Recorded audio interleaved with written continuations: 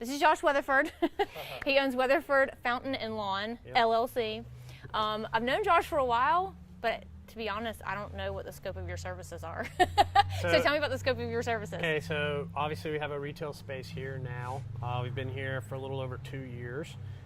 We've been in business about 13 years. Oh, wow. So we started off just doing lawn maintenance, and then we became a fountain installer, and then it's just kind of grown from there. Was that because you saw a specific need in Mobile for fountains? Oh, well, there Are was there a lot of fountains? other companies that sold fountains, but most of them either didn't have the manpower or just didn't want to install them. And so we worked with another company for a long time installing fountains for them, and then when they got out of the business, you know, we kind of took over and said, hey, we wanted to start being a retailer for them. So we carry Mazzarelli's, Campagna, Fiorstone, Al's Garden Art.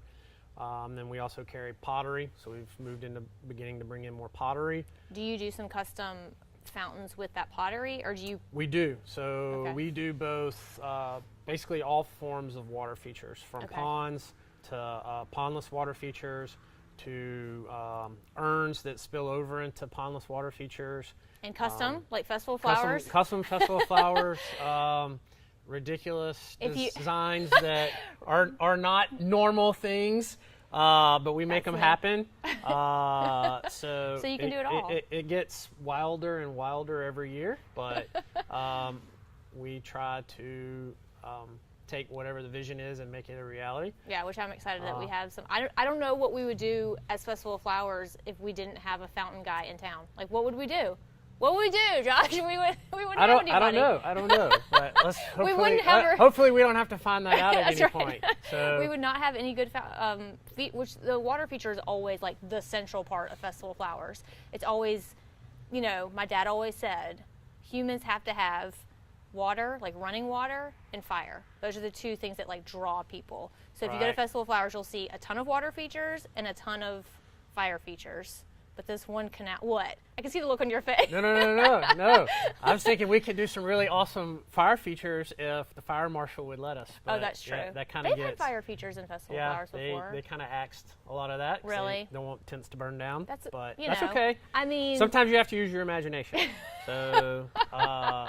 Well, okay, so one of the things that we've done in Festival of Flowers with that canal, that huge canal that you're building, is that I designed in a water wheel, which we had designed, we priced it out, it was way too expensive to have built locally, and then we actually happened to find somebody online who, for relatively inexpensive, already built and shipped to us in one piece. And apparently they shipped it to you, the lucky guy. I don't know how that happened. I don't know where you got one piece from. Oh, it wasn't one piece? It was many pieces. You had to assemble it? Yes. I didn't know that. Yes. Oh my gosh. So how many pieces? Like hundreds of pieces? Not was hundreds, it like a jigsaw? But it was a lot of bolts, a lot of nuts and bolts, but it's already put together. Brought you back to your Lego days? Yeah, so now we just have to build a frame for it to make it functional, so it will actually sit in the canal, at the end of the canal. Which is a huge kind of trial and error.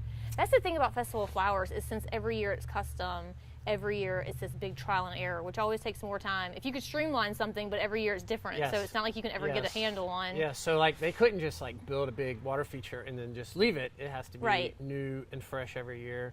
You gotta give the people what they want. Well, yeah, so that's part of what is the fun aspect of it, is because it allows us opportunities to try new things that are maybe not normal or out of the ordinary, but it also allows us to find new techniques. It allows us to try new products, and just do kind of things that are somewhat outlandish, but they're pretty neat. And you never know when you might need them again. Truly, yes. I'll never need them again. But it's sometimes it's maybe things that you would probably never really build for someone, but techniques you can learn and or some of those processes help you figure out, you know, troubleshooting things down the road. So for instance, you know, when you have a really long straight body of water, one year we had a wave pool action because there were so many nozzles. Well, we had to figure out, how do we stop a wave pool so that it doesn't blow out a wall or it's not splashing everywhere. And so then you kind of really have to. So thank goodness you're not learning those lessons on a job site, a paying customer job site, yeah, where they start to lose they faith. start looking at you like you you're don't know crazy, what you're you doing. don't know what you're doing. Yeah. But so some of those things allow us opportunities where we can really kind of figure things out, and then I mean that's at times that's invaluable knowledge that you won't find other than to just do it and experience it. Yeah, and you're getting the opportunity to have kind of that at your disposal, where you wouldn't just in your shop build a canal. Right, yeah, no, I'm not going to just build a 150-foot canal at my shop for fun. But at the same time, it's a way that we can do things and try to take something where somebody's like, hey, I have this idea, I have no idea how to make it work. And let's say, okay, well, let's sit down and figure out how to make it work. I have to say, I have already learned several times. The designers are always the ones who's like, oh, I've got all these ideas. Now you figure out how to do it. Right. Right? Like, that's what we're famous for. Yes. But there's already been several very large cases in this Festival of Flowers where I've designed something, and then they're like, oh, yeah, well, you go figure out how to do it. And I'm like, no, you figure out how to do it. Yeah. I'm the idea person. And so I have much empathy and much compassion for the people who have to figure out how to build something at such mass, that's going to make such a mass statement. I mean, it's such a big scale. Right. That doing it, especially by yourself or if you have a couple people, it's a big thing.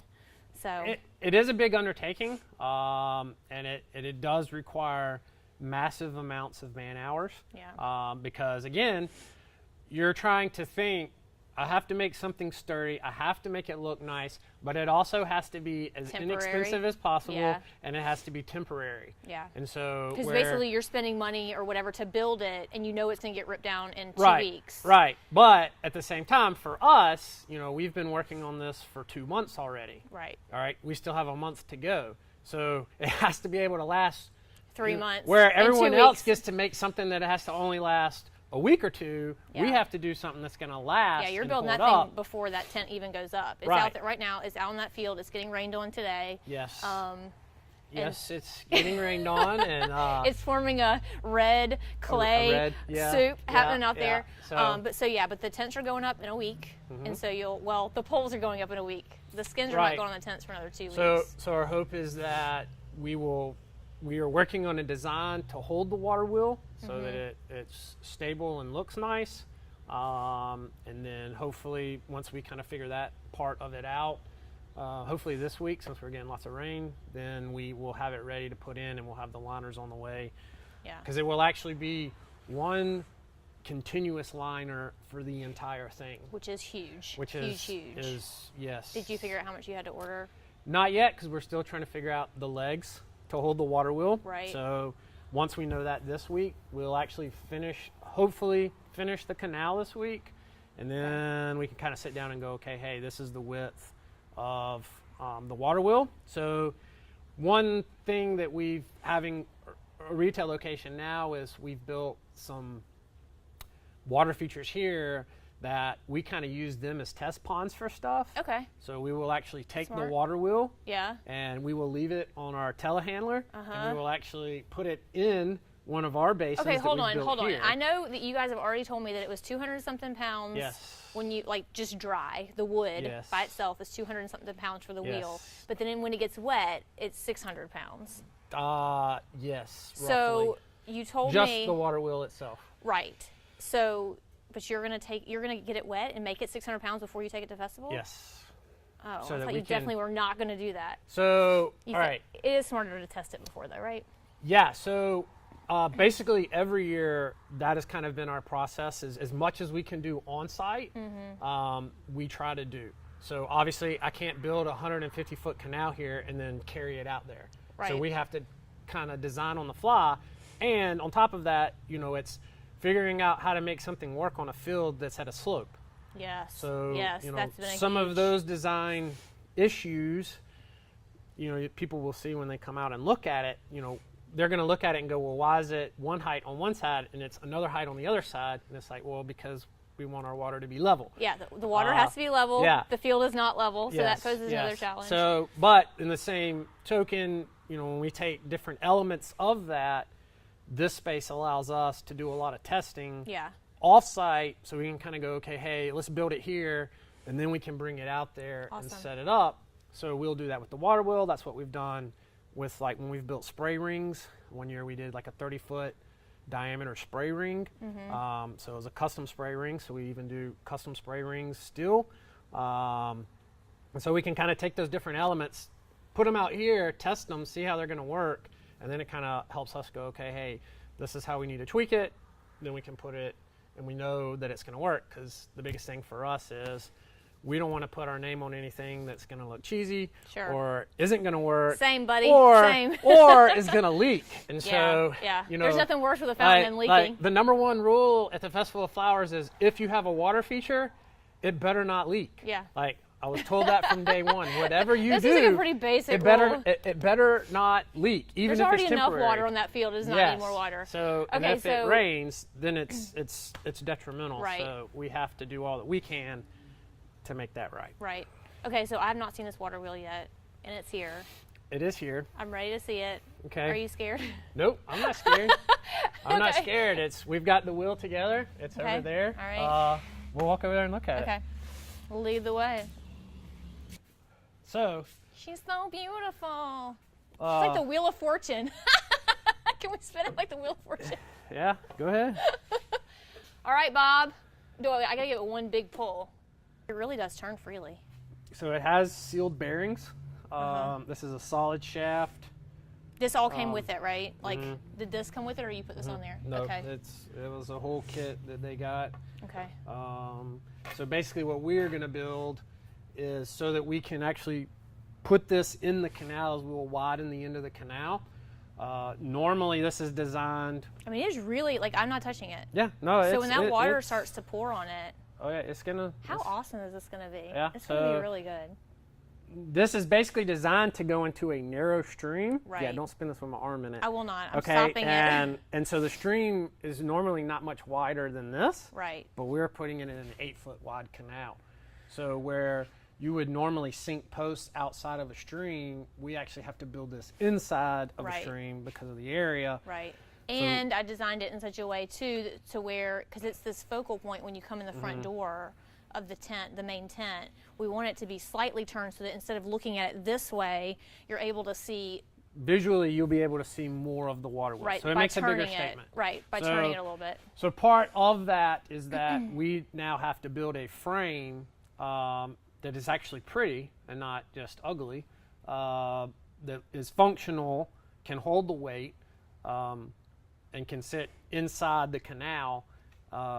Without poking a hole in the liner. Yes, without poking a hole in the liner. And leaking like we don't want at Festival of Flowers. So just a few considerations. Yep. You got this, Josh. You're a professional. So we will totally make it happen because you have no other choice. Yeah, I don't have another choice. At this point, I'm committed, 100% committed. I want someone. I need for someone to buy this after the festival's over. And then you can install it at their house. Yeah, absolutely. A second time. After you've dealt with it the first time, you get to install it a second time. Yep. So I think it is going to run well. It does spin well. Yeah, it's pretty amazing. So we'll figure out how we incorporate everything. But yep, this will be our test machine, and we'll actually lift it and take it out into a just pond kind of stick it in the water. Drop it, and we're going to put some pipes up or a hose or something, and that'll kind of be the. Please take a video of that. Our starting point of, hey, how well does it spin? Because it's not just you assemble it and then you stick it in water. Like, it has to be balanced so that it can spin freely. And it doesn't wobble. Yeah. So some of that is we actually have to let it run for 24 hours and let the wood soak up the water and get nice and heavy, and then see how it's balanced. Because ultimately, it seems like they could have put. I could be wrong, but couldn't they have put some sort of water seal or something on it so it didn't really soak? Do they want it to soak up the water? Is that part of the? Do you know? I think it's gonna soak water any way you do it. There's no way. Something like this, you're not gonna keep the wood sealed. So you basically you let it do what it's gonna do, and then you kind of balance it once it's done what it's gonna do. And then you can kind of figure out, okay, hey, we have a heavy side, we gotta counterbalance that. Yeah. And then we can put weights in it, opposite of that to smooth everything out. So I think it will look pretty neat when it's done. I do too. I think it's gonna look amazing, and it's this is definitely the canal and this are the main. Yeah, so don't screw up.